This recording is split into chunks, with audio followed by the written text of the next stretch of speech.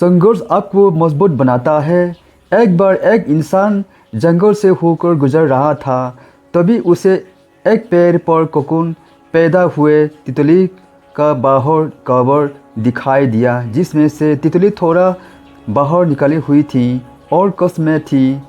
वो आदमी कई घंटे तक उस कोकून को देखता रहा कि उसमें से तितली कितने कष्ट से बाहर निकल रही थी। फिर उस आदमी ने सोचा कि तितली इतने कष्ट में है और पता नहीं कब यो इस कोकून में से पूरी तरह बाहर निकल पाएगी।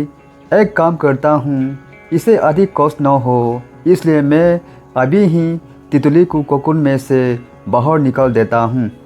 यो सोचने के बाद तितली को वो आदमी कोकून से बाहर निकल लेता है।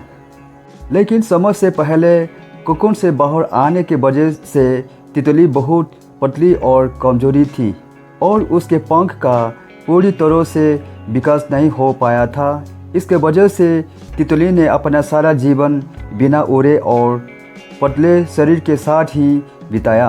अगर तितली का पूर्ण विकास कोकून में ही हो जाता तो तितली स्वस्थ होती, लेकिन उस इंसान ने तितली को कष्ट में देखकर उसे समय से पहले ही उसमें से निकाल दिया, जिससे तितली के शरीर का पूरा विकास नहीं हो पाया और उसे ज़िंदगी भर कष्ट में गुजारना पड़ा।